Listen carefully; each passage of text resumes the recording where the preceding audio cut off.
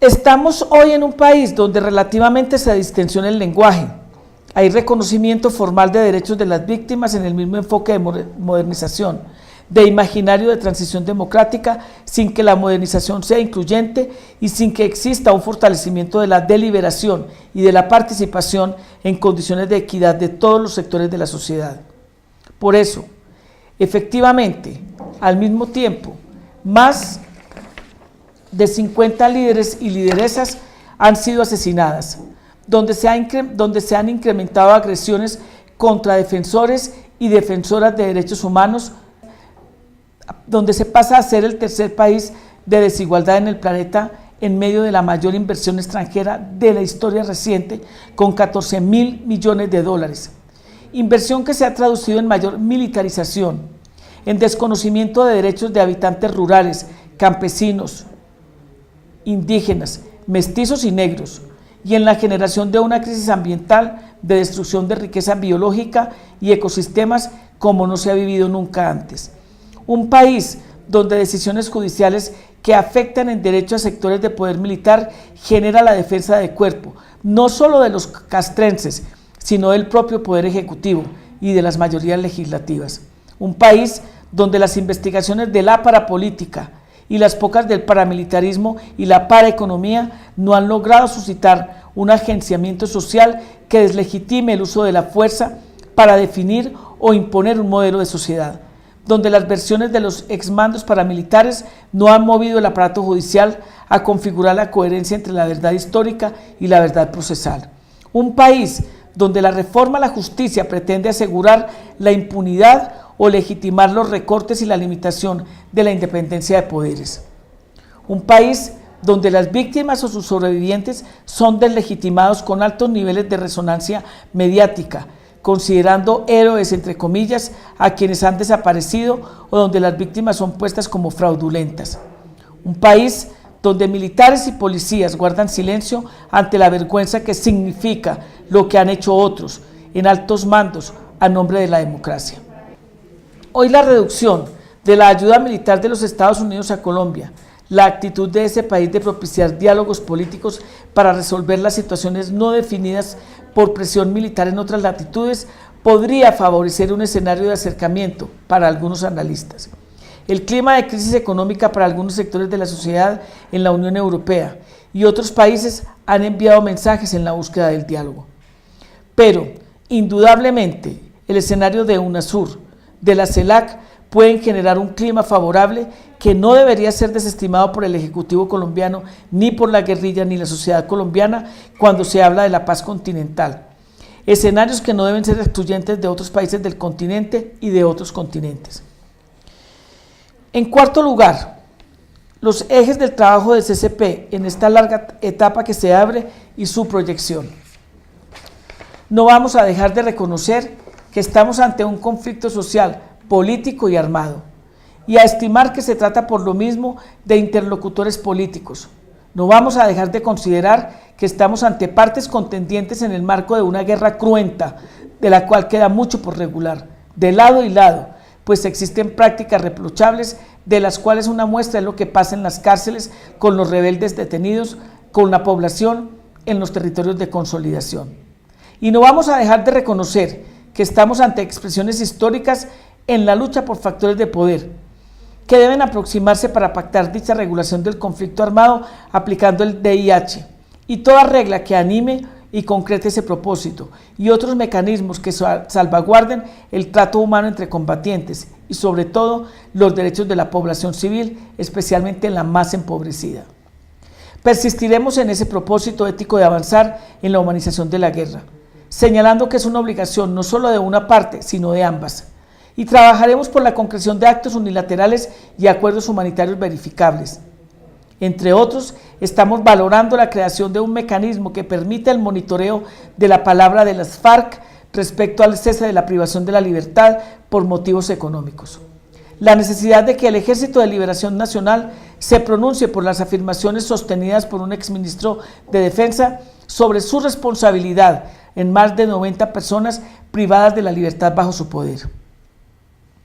Al mismo tiempo, continuaremos desarrollando apuestas por la protección de la población civil, lo que hemos llamado a través del intercambio epistolar, acuerdos humanitarios parciales. Se ha logrado avanzar en la regulación para proteger a civiles en diversas regiones del país.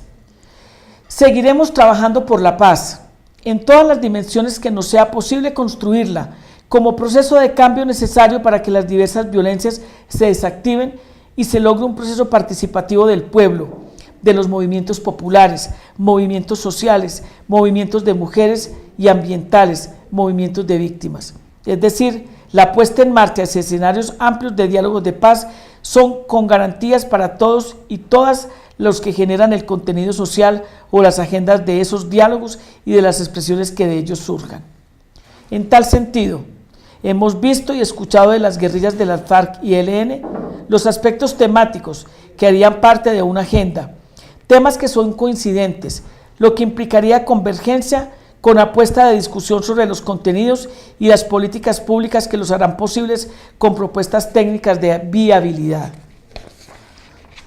Pero urge profundizar sobre estos, así como fortalecer los aspectos convergentes de los acuerdos de Cali y de Barranca del año pasado y los que se han planteado en diversos encuentros rurales y urbanos en los que hemos participado. Hemos planteado a las guerrillas que nos indiquen con precisión, con claridad, qué aspectos metodológicos deben tenerse en cuenta para un exitoso proceso de diálogo y negociación, qué aprendizajes, qué logros y qué no debe repetirse en el futuro, qué debe asegurar para que ninguna de las partes pueda levantarse de un escenario de paz, qué apuestas y mecanismos frente a la verdad, a la justicia y a la reparación, y un qué frente a la posibilidad que en el forcejeo hoy presente no posibilite ni el acercamiento ni el diálogo. Como lo hemos expresado abiertamente, tenemos el derecho y las posibilidades de articular convergencias, de animar procesos de unidad, de diferentes fuerzas, incluyendo el planteamiento de un proceso unificado con la insurgencia para que tanto las FARC como el ELN no solo maduren y respeten sus compromisos de no agresión, sino para que dichos pactos se eleven como una voz política del mismo lado de la mesa, no solo en los diálogos a sostener con el gobierno, sino en las conversaciones y sinergias con los procesos de participación de movimientos sociales en la perspectiva de la paz, así como con la comunidad internacional dispuesta a acompañar este andar. Cada vez estamos más convencidos y convencidas que sin la participación de los sectores civiles y quizás su expresión en un proyecto político de país no es posible la paz. Los obstáculos, las dificultades parecen en ciertos momentos llevar a esa única conclusión. Seguimos padeciendo un conflicto armado donde se muere, se hiere o se captura, realidad dolorosa pero que al parecer se quiere prolongar al infinito. Parar la guerra es cuestión de voluntad y de acordar, de concertar cimientos para un proyecto de país incluyente. Si una de las partes no quiere, no puede, no va a posibilitar concertar. ¿Qué hacer? ¿Con qué parlamento legislar para la paz? ¿Con qué empresarios construir la paz? ¿Con qué actores internacionales? ¿Qué hacer con ese poder de las multinacionales que pueden o juegan solamente bajo sus reglas sin regulación alguna en el derecho internacional? ¿Con qué medios de información sensibilizar y agenciar una conciencia colectiva hacia la paz? ¿Qué modelo de justicia, qué institucionalidad y qué marco jurisprudencial, el que reconoce el delito político o el que hace abstracción del derecho ideologizando la realidad desconoce a este? ¿Qué es lo indubtable o amnistiable hoy? ¿Los militares deben estar sentados? ¿En qué condiciones? ¿Los paramilitares como sujetos de estrategias criminales política, económicas y militares de amplios sectores institucionales? ¿Qué proyecto de país es el de la paz? ¿Nación o naciones incluyentes? El desarme puede ser primero cuando todo muestra que hay exterminio o ausencia de garantías para la vida. Preguntas que debemos resolver sobre el paramilitarismo y la responsabilidad del Estado. ¿Qué sobre la verdad y la justicia, lo innegociable? ¿Qué proyecto de país incluyente posibilita la paz con el inicio de un proceso de justicia? ¿Qué es posible con análisis y apuestas técnicas viables para esos nobles propósitos? ¿Qué modelo de desarme y reincorporación es posible luego del exterminio de fuerzas opositoras políticas? Preguntas por resolver frente a dilemas que vendrán sobre la favorabilidad política, los escenarios reales de cambios básicos en el modelo económico, distribución y uso de la tierra, los acuerdos comerciales equitativos y democráticos, el acceso a medios masivos de información de los más amplios sectores a divulgar, a poseer, a distribuir y a recibir mensajes, la protección del agua y de ecosistemas y riqueza biológica, lo que puede o no ser extraído del subsuelo, el acceso a la alta tecnología. Eso se traslada al derecho en el campo político, de reivindicar los principios de independencia, de emancipación, de unidad popular y cambio, que con orgullo recordamos en la base de un legado político de los pueblos, y todos y todas los que han luchado hasta el final por una Colombia con justicia. Todo esto es nuestro proyecto. No ocultamos la utopía, pero no negamos, como dice Eduardo Galeano, ella es la que nos hace caminar, y sí que hemos caminado, aunque lo andado sea apenas una trocha.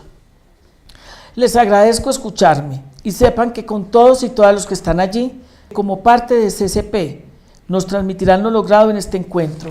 Con todos los aportes lograremos que la paz con justicia siga siendo nuestro horizonte de dignidad, nuestra razón de ser, es nuestra lucha. Abrazos a todos y a todas desde Colombia y muchos éxitos en este encuentro.